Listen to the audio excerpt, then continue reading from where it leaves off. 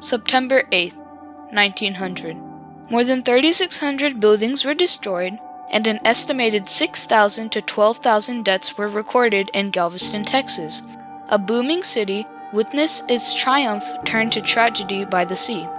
All because of one deadly hurricane, the Great Hurricane of 1900, the deadliest natural disaster in American history.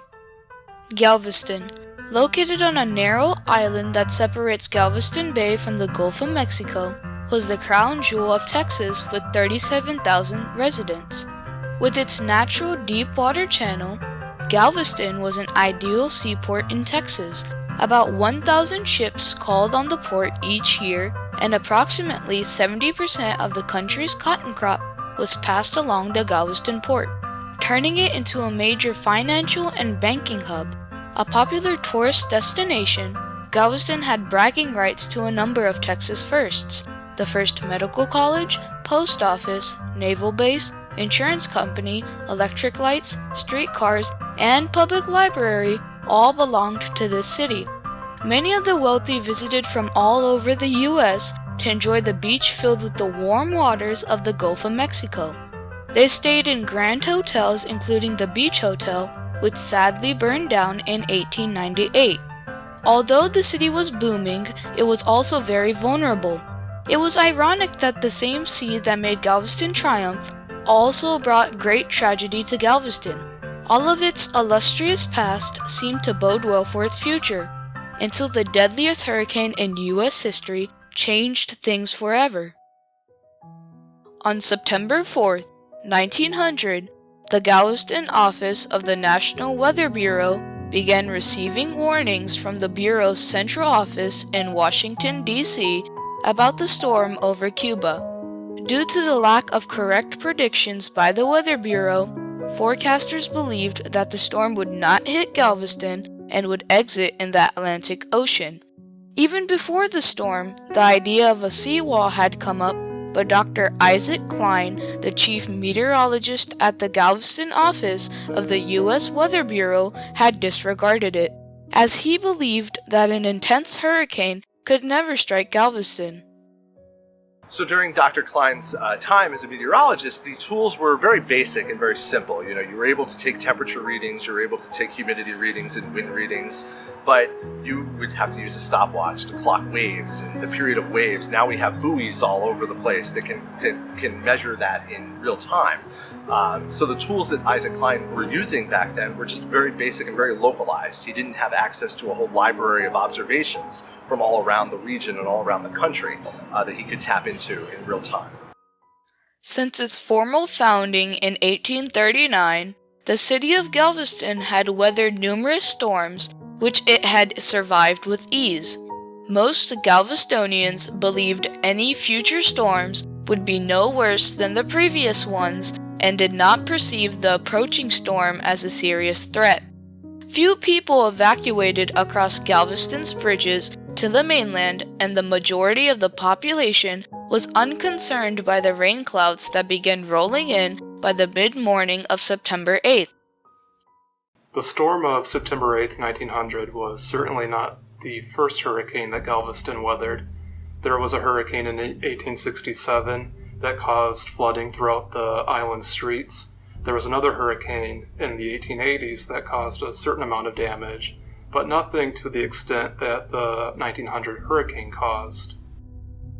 Another thing that provided a false sense of security to people in the city was that many people had no direct experience with the hurricane. Galveston at this time was a major port for immigration.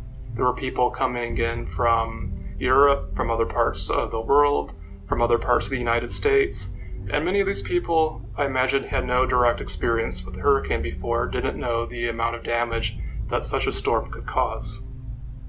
People could make out that the storm was approaching, but had no idea how devastating it would be. There were some attempts to warn people in low-lying areas to evacuate or to go to higher ground, but to no success. The Weather Bureau's bureaucracy, lack of judgment, poor communications, and the lack of planning by administration failed to mobilize people and resources to prepare for the onslaught of the massive hurricane. The hurricane started off by creating huge waves that caused ships to crash into the city and destroy the houses by the beach. It led to debris being lifted from one row to the next.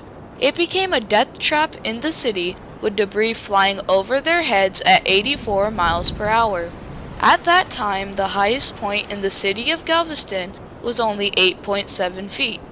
The hurricane brought waters with a maximum storm surge of over 15 feet that washed over the entire island. The highest winds were recorded at 5:15 p.m. with an average of 135 miles per hour.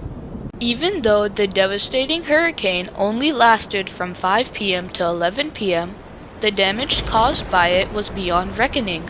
An estimated 6,000 to 12,000 people lost their lives. There were numerous tragedies, including the death of 10 nuns and 90 children of St. Mary's Orphans Asylum, and a majority of Isaac Klein's young family, who had tried to escape the wrath of the hurricane. The damages amounted to more than $20 million, $700 million in today's money. An entire one-third of the city had been destroyed, and 30,000 people had become homeless, making it to be the most deadliest and tragic hurricane to ever strike North America. The bodies of the dead were so numerous that burial was not a viable option. As a result, funeral pyres had to be set up, which kept burning for 2 weeks after the hurricane. The tragic disaster ended the golden era of Galveston, as the hurricane alarmed the potential investors who turned to Houston instead, which was enjoying the benefits of the oil boom. Prior to the hurricane, Galveston was considered to be a beautiful and prestigious city and was known as the Wall Street of the South. Even though the hurricane caused massive loss to Galveston, Galvestonians demonstrated resilience and triumph in overcoming the tragedy and rebuilding the city. Although they never got back to their triumphant commercial status, they initiated major improvements that still exist today. Galveston did change dramatically after the hurricane of 1900. There were several engineering projects they invested heavily in infrastructure at that time. The first was the construction of the seawall, which was constructed to decrease the impact of the storm. Another major engineering project was the grade raising, which was done to decrease the impact of flooding and storms. This was based on the Chicago grade raising in the 1850s. There was also the construction of the causeway, which started in 1909, and this gave Galveston a more reliable connection to the mainland. And these investments in infrastructures paid off. They still protect the island and its people and its economy today. As far as after the storm, I think one way to think about it is almost like 9/11. After 9/11, everyone knew that things would never be the same, and one day changed everything. And that's what September 8th, 1900 did for Galveston. The 1900 storm is a tale of triumph and tragedy, but it doesn't end as a tragedy because the survivors were determined to carry on and rebuild. So the real triumph of meteorology and during the 1900s, since the Galveston hurricane and into the 2000s, has just been this incorporation of massive amounts of data in real time that has allowed us to improve our weather forecasting. There were several lessons learnt due to this massive tragedy. It resulted in many new measures taken: scientific research-based accurate weather prediction, better communications with radio, TV, the internet, and cell phones, constant satellite monitoring, the National Hurricane Center for researching hurricanes, hurricane hunter planes to view live hurricanes, and the planning and execution of forced evacuations by administration. All of these measures have made us better prepared to deal with hurricanes. There is minimal human life loss due to hurricanes, as we are better prepared to face the increasing wrath of Mother Nature. Galveston has changed in the dawn of a new century from a business port to a more scenic beach town, and passing on the baton of economic growth to the neighboring Houston. The triumph of mankind is its resilience and ability to learn from its tragedy.